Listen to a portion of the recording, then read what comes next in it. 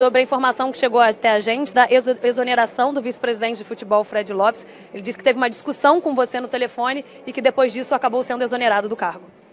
Me estranha essa notícia, porque na realidade fui surpreendido com uma informação que o Pelaipe me deu, de assuntos que habitualmente ele trata diretamente com o Pelaipe, que ele teria pedido para o Pelaipe tratar diretamente comigo.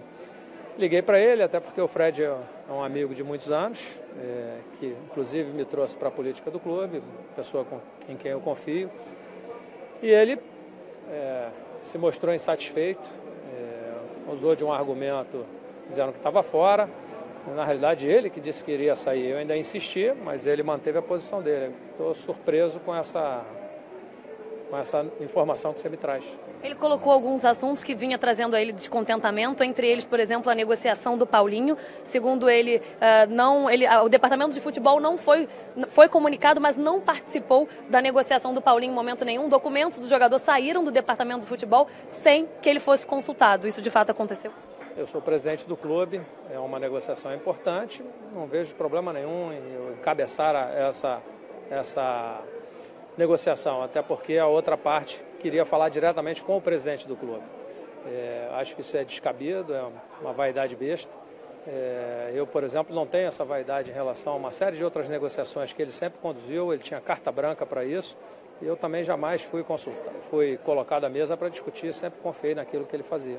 Ele diz ainda que não aceita uma imposição por uma contratação do Rodrigo Caetano por ser próximo a você. De fato, você quer trazer o Rodrigo Caetano e você está esbarrando em algumas entraves dentro do clube?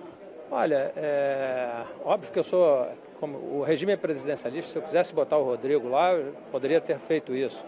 Mas nenhuma atitude que eu fiz, nada do que foi feito no clube, foi feito sem conversa, né? Então, as ideias que eu tive, aquilo que eu sugeri, eu conversei com ele e sempre acatei a posição dele. Me estranha muito esse comportamento dele.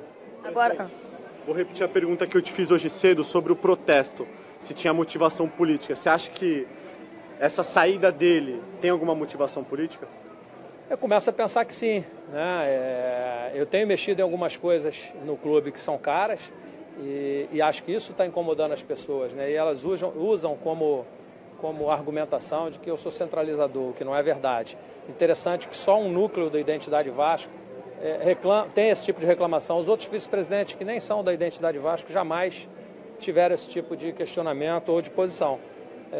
Eu mexi sim na parte financeira, eu mexi na tesouraria porque existia uma rigidez ali em relação às informações. Eu quero abrir o clube, eu quero aumentar o programa de sócio, eu quero aumentar o número de sócios, eu quero ir atrás daqueles sócios que deixaram de pagar e trazer para dentro do clube, eu quero aumentar o parcelamento para a entrada do sócio geral e tenho sofrido resistência em relação a isso.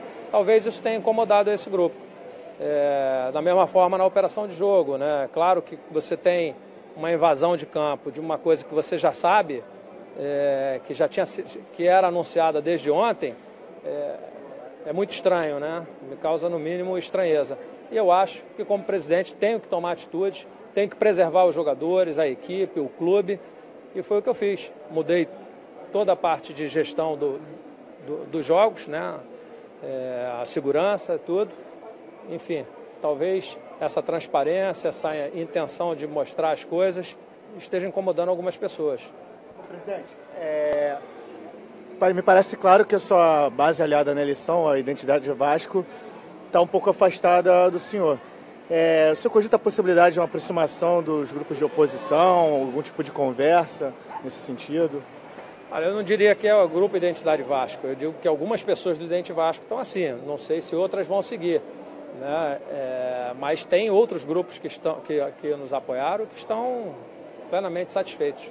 Presidente, a gente está ao vivo, é importante a gente ouvir de você o que você de fato veio fazer aqui, né? Sobre a invasão que ocorreu de manhã, sobre tudo que você passou aqui na delegacia, todas as informações que você deu e qual o retorno que você teve disso tudo. Bom, então, eu acho que diante de um fato relevante como esse, né, uma invasão de campo através da loja do clube, com arrombamento e tudo, isso passa a ser um caso de polícia. né? Então, eu como presidente do clube tenho a obrigação de trazer esses fatos até a delegacia para que a autoridade competente apure os fatos. E aí, a partir daí, não me cabe mais a nenhum outro tipo de posicionamento a não ser o de prestar todo o apoio à investigação da polícia, o que será feito. Só em relação ainda ao clima político, a gente sabe como essa coisa é no Vasco e a gente sabe o quanto que o Vasco sofre por isso.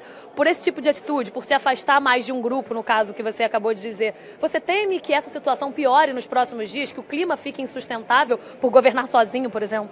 Não, absolutamente eu não vou governar sozinho. Existem outras pessoas envolvidas, talvez uma parte esteja insatisfeito com essas mudanças e queira a manutenção de práticas antigas. E, enfim, lamento, né? A gente vai substituir o que for preciso. Por último, só porque é importante te ouvir também em relação ao Carlos Leite, que foi outro ponto levantado pelo vice-presidente de futebol, que ele é o único empresário de jogador que não trata direto com o departamento de futebol, fala tudo direto com o presidente, a sua relação de proximidade, que ele sim teve envolvimento na negociação do Paulinho e o departamento de futebol não. É importante a gente ouvir sua opinião. Eu acho que é natural. O Carlos talvez se sinta mais confortável de falar comigo. Ele tem uma lógica, não é só com o Vasco que isso acontece, isso é em todos os clubes que ele trabalha.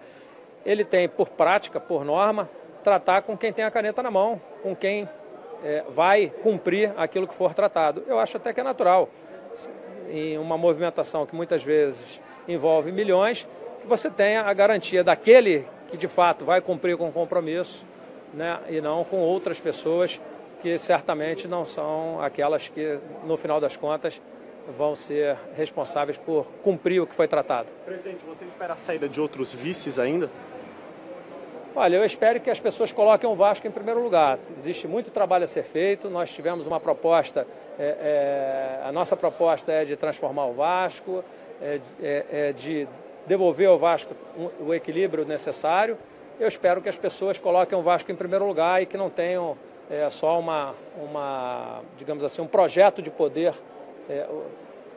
os movendo. Tá bom? Você já tem algum nome para a pasta de vice de futebol? Você fala o nome do Ercolino voltando? Não, eu acho que isso é uma ciumada besta, né? Lamentavelmente o Fred botou isso na cabeça. O Ercolino é um amigo meu pessoal, viajo sempre para Angra, encontro com ele. Eu já fui vice-presidente, mas não tenho a menor intenção de voltar a ser vice-presidente. Já disse isso para ele. E ele tem esse negócio na cabeça, mas o que eu posso fazer? Não posso tratar da insegurança dos outros. A princípio, nenhuma mudança no futebol? A princípio, continua tudo como está? A princípio, nenhuma mudança. Vamos continuar focados nos nossos objetivos, confiando na equipe e na comissão técnica. Obrigada, tá aí, então, o presidente Alexandre Campelo deixando nesse momento aqui a 17ª delegacia aqui em São Cristóvão, veio dar o depoimento dele. A gente pode comentar aqui de algumas informações que eu acabei passando e perguntando